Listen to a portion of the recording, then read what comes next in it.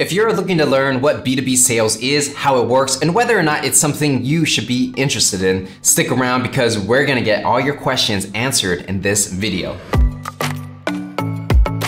What's going on, everybody? It's Patrick Dan here. Before we get started, make sure to give this video a like, subscribe, and turn on notifications. And with that said, let's go ahead and dive in. So the first question we gotta ask is, what is B2B sales? Well, the definition that we are gonna use in this video is companies or salespeople who sell directly to other companies. And that's why it's called B2B sales, business to business. So it's essentially when there's any commerce or transactions that happen between businesses. And to further clarify what that means, let me go ahead and give you an example of how I started my B2B sales career working at Oracle. So back when I was working at Oracle, I was selling human capital management software, meaning it's just HR, human resources software for like recruiters and people like that. So one of the main products I was selling is Taleo.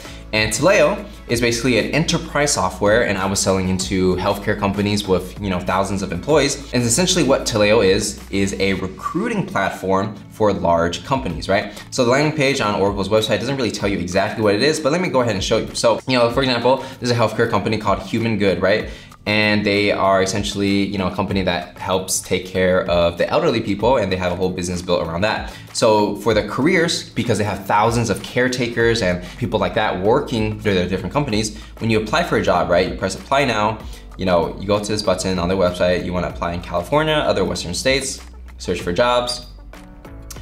And so what happens is, Human Good goes into, you see this website over here, it says abhow.taleo.net, meaning they are using Taleo, which was the software that I was selling at the time when I started my career at Oracle, to run their recruiting systems. So let's say somebody wanted to, apply for a job as a registered nurse. So they would click on that, and then the software, basically on their website, they're using Oracle to manage this entire process. And when you apply for jobs, it goes into the software, and it's very easy for recruiters to see who applied to what and information like that. So as you can see, when it comes to B2B selling, right? So I was working at Oracle, I was part of a business, and I was a salesperson, and I'm selling my software to another business, right? Not an individual consumer person. I'm selling a software for thousands of dollars a year, and they're gonna pay for it because there's a lot of value to it, right? Business to business. So that's like in the enterprise world, but let's say the startup world, what does that look like? So actually, one of my friends, Alan, he has a company called Crewfire, and essentially it's a software company that's built for small businesses to, create referral programs for the customers. Meaning, like, let's say, your Instagram brand, like a swimwear brand, you have 100K followers on Instagram, and you're selling your product through Instagram, and you want to, have a referral program or some kind of ambassador program to get your fans to promote your products and your brand and things like that. Well, you would use this software to manage all the people that are helping promote your brand, and you would, exchange value in return. Maybe you would give them a commission, maybe you would give them, free clothes, whatever the case is. So this software manages that entire process.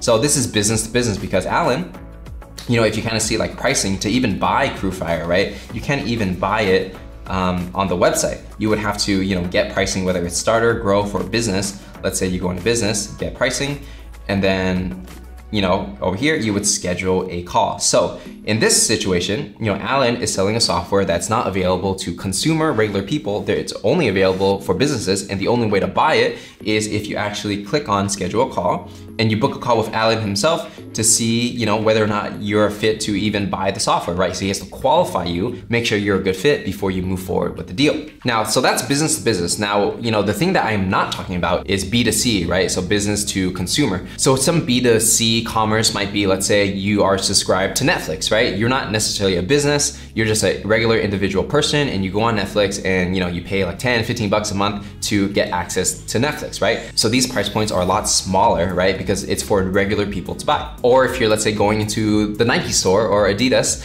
and you're buying some sneakers, that's business to consumer because you're not necessarily buying like, let's say, 1,000 sneakers for your company, you're just buying one sneaker for yourself, business to consumer. So now that we understand the difference between B2B sales and B2C, the next part of this B2B process is to understand the different B2B sales roles that are available. And to simplify things, I'm gonna show you the ones that are typically most common, especially if you are starting out your sales career, so you get a feeling of what these roles roles are. All right, so the B2B sales roles. The first one that most people start off with is the lead generation side, which is going to be a sales development rep, right? So the role is sales development rep, and what you will be doing is generating leads. Some other names for sales development reps might be SDR, business development, appointment setter, lead generation, sales associate. So no matter what terminology companies use when they write their job descriptions and when they're trying to hire, they're all the same thing, right? Whether it's business development reps, sales development reps, they all do the same thing. And that is, it's their job to generate leads, right? To generate appointments with their dream customers and then get a closer to get on the phone to try to close the deal.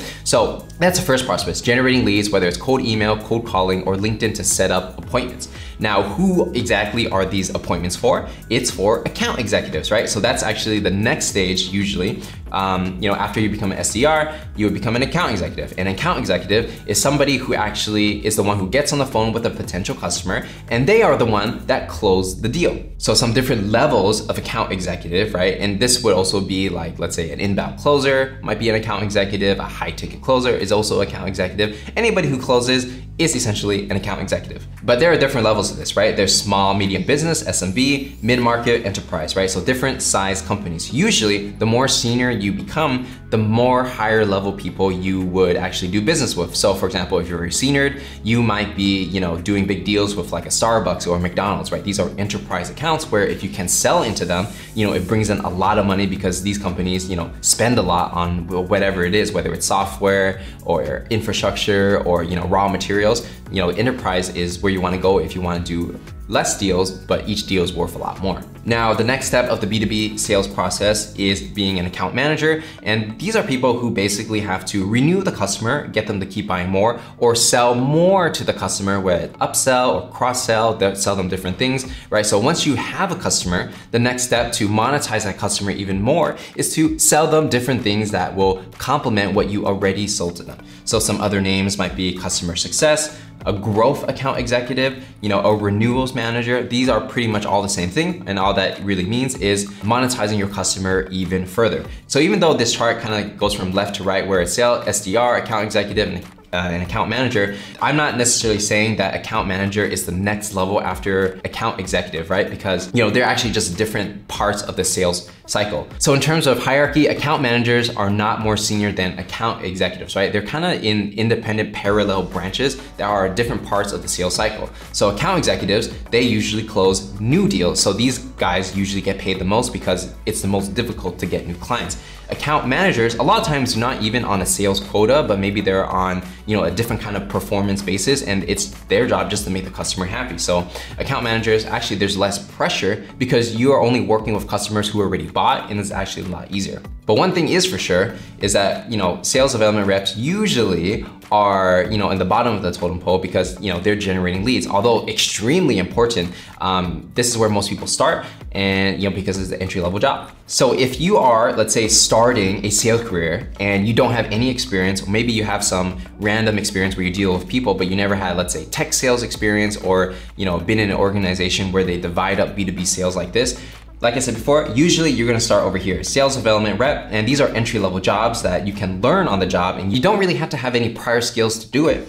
As long as you're good with people, you're willing to learn, you can probably do well at this job. From there, you can either become an account executive or you can become an account manager, depends which route you wanna go yourself, or you can even be the manager to other sales development reps, right? So you wanna think of each of these different verticals as parallel verticals where each, if you're a sales development rep, you're gonna have a sales development manager, and that's gonna be a different manager from, let's say, the account executive manager, right? So these are all parallel B2B sales roles. And normally when you start off as a sales development rep, you might be doing it for 6 months to 2 years, depending on how good you are and how fast you learn. And then from there, you can make a decision on whether you want to advance into the account executive role and start closing deals, or if you wanna be an account manager and help renew customers and cross-sell, or if you wanna be a manager in another capacity. Or you can even go completely left field and not do any of these roles and do something else within the sales organization, right? There's the sales operations, customer service, there's so many different roles in sales. It actually becomes very complex, especially at large companies at Oracle.